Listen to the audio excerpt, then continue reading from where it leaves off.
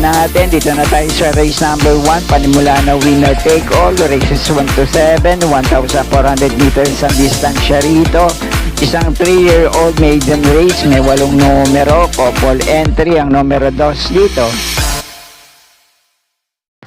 Dito sa race number 1, ang pampremera ko rito, numero 7, Wildcat, na huling takbo sa parehong distansya. Na tercera to, kila high intensity at bread and butter.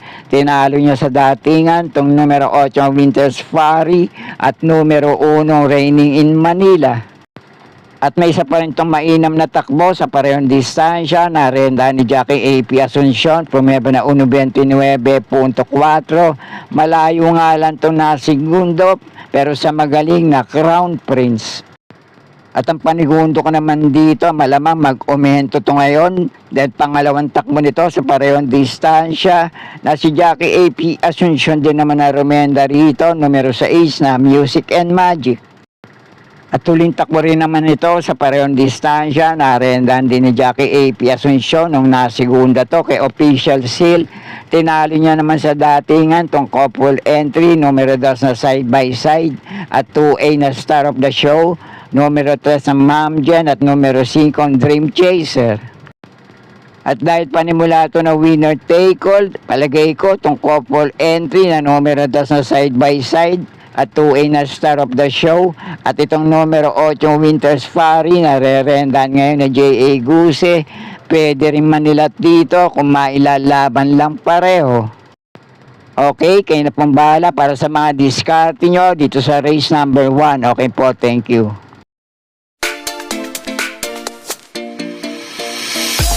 At sa race number 2 na tayo, panimula naman ang pick 6. Races 2 to 7, 1,400 meters din ang distansya rito na may 8 numero at 8 rin ang mga kalahok dito. Dito naman sa race na to, palagay ko anybody's race to, lahat may chance na manalo at makapanilat din dito. At ang palagay ko dalawang dihadong kalahok dito, numero 8 Baywatch at numero 4 Red Hawk. At hindi naman siguro magkakalayo sa bentahan yung 6 na kalahok dito. Pero ang pampremera ko ngayon dito, itong medyo mababa na rin sa grupong lalabanan ngayon, numero 5 Gianche. At panigundo ko naman dito, itong Metulin, mauna manalo ngayon, numero 7 Denderen.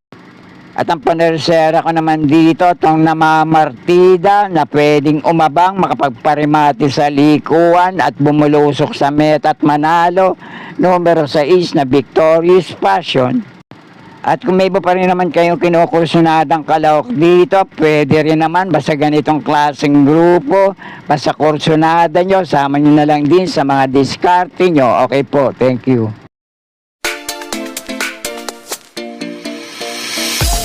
At sa race number 3 naman ang panimula ng pick 5, races 3 to 7, 1,400 meters ang distansya rito na may 7 numero, couple entry ang numero 4 dito. At dito naman sa race na to, magandang laban naman to para sa isang mataas na grupo at may minsan laban na rin sila sa parehong distansya na tinatalo rin nila ang isa't isa sa datingan. Itong numero 2 na Euroclidon, uling takbo nito sa parehong distansya, si GL Shegery naman na rumenda rito. Sumempo na 1.27.2, malayo itong nasigundo kay Redeemer at tinalo niya naman sa datingan itong numero 7 Batang Cabrera at numero 1 Eye in the Sky. At may minsan mas mainam na takbo to sa parehong distansya, promeba na 1.25.8, si CS Pari Jr. ang remenda rito nung nasigunda to kay Diversity. Ito namang numero 5 Basket of Gold at numero 3 na Shanghai Silk, may minsan laban na rin to sa parehong distansya. Nung ang nagwagi sa naging laban nila ay si Basket of Gold na narenda ni Jackie J.B. Hernandez sa tiyempong 1.25.6. At si Jackie J.A. Guse ang susubok naman rumenda rito. At may minsan laban na rin tong numero 7 Batang Cabrera at numero 5 Basket of Gold sa parehong distansya. At ang nagwagi naman sa naging laban nila, itong numero 7 Batang Cabrera sa prebang 1.26 sarado na si Jackie Asuncion ng Remenda rito. Tinalo niya ng 2 kabayong layo sa meta, itong numero 5 Basket of Gold. At ito naman nagbabalik takbo, 4A sa couple entry na Attractive Force. May minsan laban na rin to dito sa numero 2 na Euroclidon, kaya lang medyo may katagalan na yon. At ang nagwagi siya naging laban nila, itong 4A sa couple entry na Attractive Force sa prebang 1.24.6 si Patty Dilema Rumenda rito. Tinalo niya sila Blackburn at itong numero 2 na Euroclidon. Kaya sa palagay ko, kung sino ngayon na nasa magandang kondisyon, muling mapapalaban sa grupo na to at gustong manalo, pwedeng makaisa sa laban nila ngayon. Pero pang-primera ko ngayon dito, numero 2 sa Euroclidon.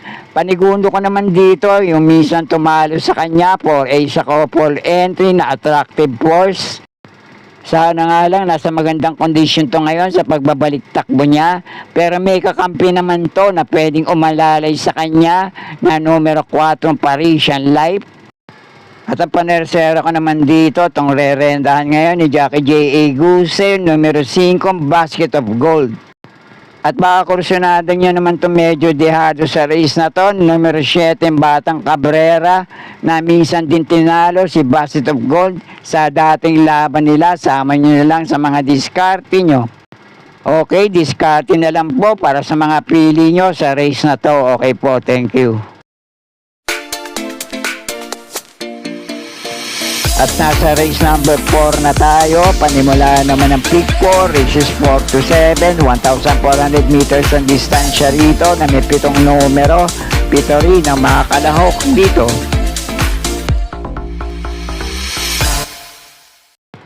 Dito naman sa race na to, palagay ko magandang pagbabalik laban to dito sa numero 3 na Monument at numero 4 Bonnie Avenue.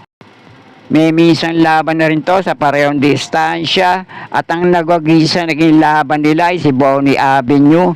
Tinalo niya ng kaprasong ilong lang sa meta itong numero 3 na Monument. Sa naging laban nila na yon, nakaungos na sa last 100 meters itong numero 3 na Monument, pero nabalikan siya at nanalo ng kaprasong ilong lang to si Bonnie Avenue na promeba na 1.29.2 sa pareho rin naman distansya. Kaya silang dalawa na rin ang pili ko rito, pero ang pampremera ko ngayon dito, baka makaresback lang ng panalo, numero 3 na Monument. Panigundo ko lang itong numero 4 Bonnie Avenue. At kung naghahangad naman kayo makapanilat sa kanila rito, pwede niyong pagpilian itong numero 7 top feeling at numero 2 na high quality. Kayo na pong bahala para sa mga diskarte nyo rito. Okay po, thank you.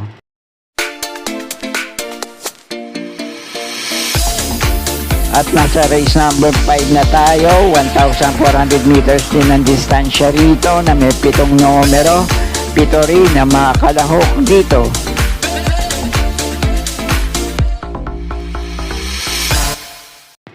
Dito naman sa race na to, magandang laban naman to para sa 5 de banderang kalahok sa race na to. Laban sa 2 deremate na pwedeng umabang at makapagparemate. Yung 5 kalahok na pare-pareho may tulin dito na tinutukoy ko. Numero 1 Amor My Love, numero 3 sa Sister Moon, numero 4 Ninong, numero 5 Asyong at numero 6 na Sandigan. Kaya depende na lang sa magiging senaryo ng bakbakan ng mga matutuling kalahok dito. Yung mga aabang na kalahok pwede rin makapagparemate. Itong numero 2 na Warhammer at numero 7 Full Combat Order. Pero yung 2 unang pili ko rito, parehong deremating kalahok. Numero 7 Full Combat Order ang pampremera ko. Panigundo ko naman itong numero 2 na Warhammer. At dun sa mga natitirang kalahok dito na pare-parehong di bandera, lahat yan pwedeng panama sa pagpipilian. Panersera ko naman itong numero 5 Asyong. Kaya na pong bahala kung may iba pa rin kayong kinukursunadang kalahok dito. Okay po, thank you. At dito sa race number 6, penultimate race, 1,400 meters ang distansya rito na may 8 numero at 8 rin ang mga kalahok dito.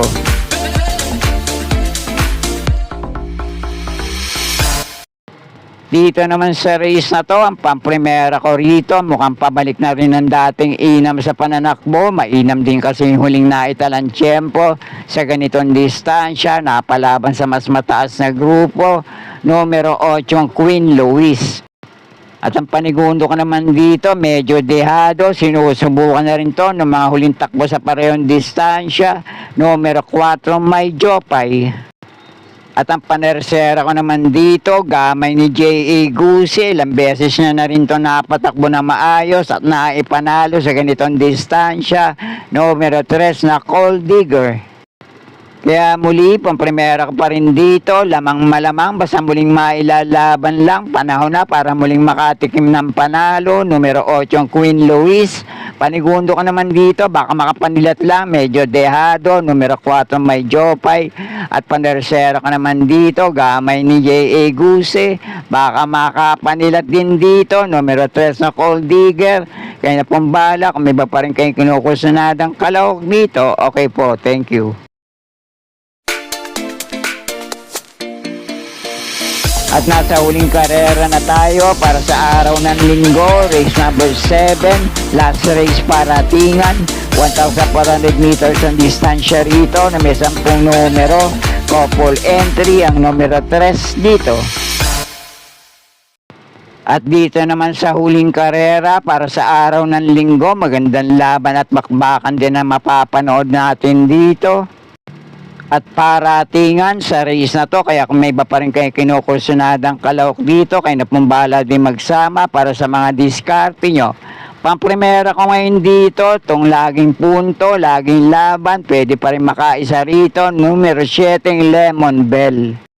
Panigundo ko naman dito, itong 2 ulo, 8 ang paa, pareho may chance manalo at makapanilat din dito. Couple entry, numero 3 na Heroes del 96 at kakampi niyan 3A na Heroes of Caloocan.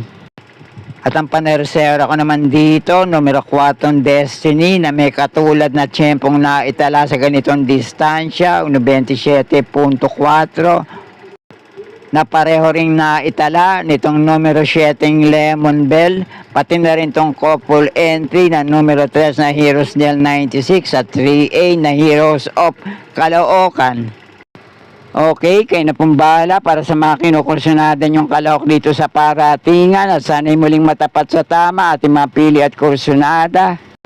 Para sa araw ng linggo, good luck po sa inyo lahat, happy racing at maraming salamat po.